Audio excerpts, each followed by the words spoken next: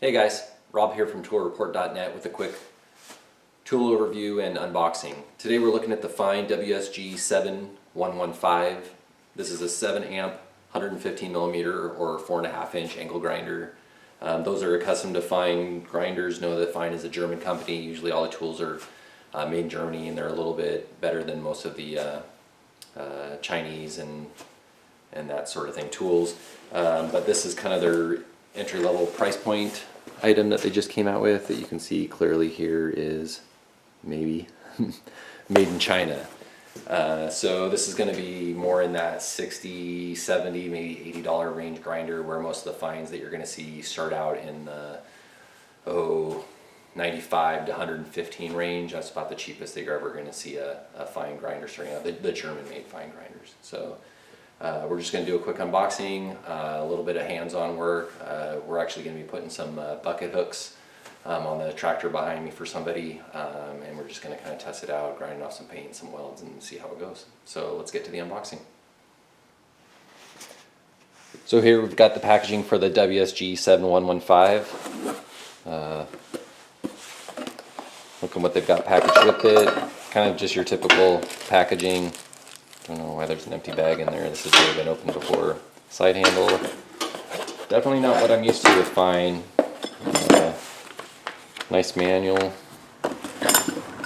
Got the backing flange, the nut, the wrench, the box falling down, and side handle, and just the open guard, not a full wrap guard, also included for doing cutoffs.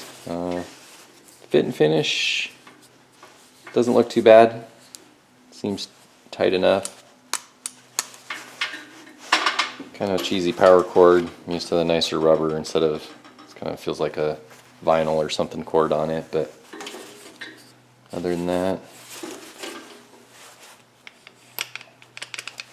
you know, figuring it compared to some of the Makitas, Hitachis, DeWalt's, you know, like a D28402 or something like that, or a Makita 9557 PB or something like that. It's probably pretty comparable, so we'll see how she goes.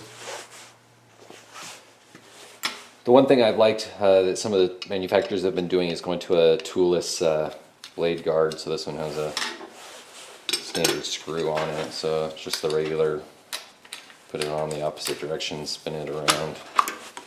It's got some detents kind of to help you, I guess, figure out some positioning on it. Tighten that down enough. Oh, I just realized they didn't give you a grinding wheel. That's a little different. Usually they almost always give you one. So that goes on, match up the notch on the back side. I'm going to grab a grinding wheel and be right back. Since we're just going to be removing paint, I'm actually going to go with a flap wheel instead of a grinding wheel on this one. It's kind of, I don't like how that's recessed.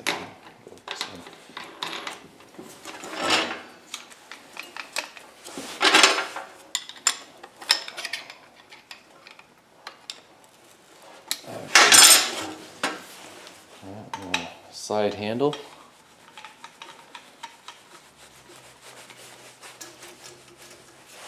Okay, she's ready to go. Let's power her up. Okay, we've got her all plugged in. Let's take a listen to her.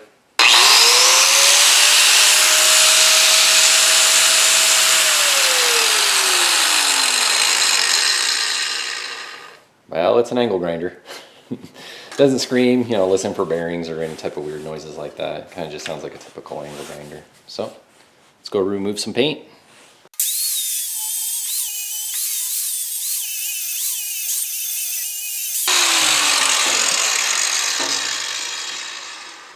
You know what, just for comparison, I'm going to grab a different grinder that I use on a almost daily basis and see how it stacks up against it. Okay, this is kind of just my go-to standard grinder that we keep in the shop. It's a Makita GA4530. Nothing special, just a 6 amp, 4.5 inch grinder with a flap wheel. This is a little bit more aggressive grit on it, but it'd still be a valid comparison between the two. So we'll see how they stack up.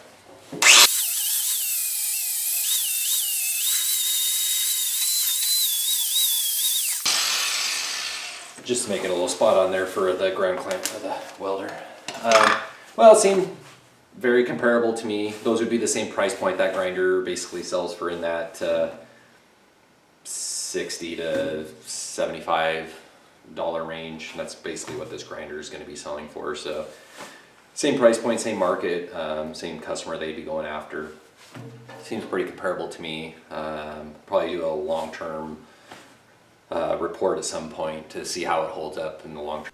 After the bucket hook install, we used the same Fein grinder on a few other projects we had around the shop, and the final conclusion was it's an okay grinder for what it is. Nothing special. It's definitely a price point grinder. Competes well with everything else in that 6 to 7 amp range. Not a lot of power, but kind of get what you pay for in that price point. One little hiccup that I hate is that power cord really started to grain on me. Definitely doesn't have the flexibility of the nicer rubber power cords that I'm used to. It's got a 1-year warranty. Seems pretty solid. I think it would hold up well. So that's about it. Thanks for watching, and be sure to rate, comment, subscribe. Thanks.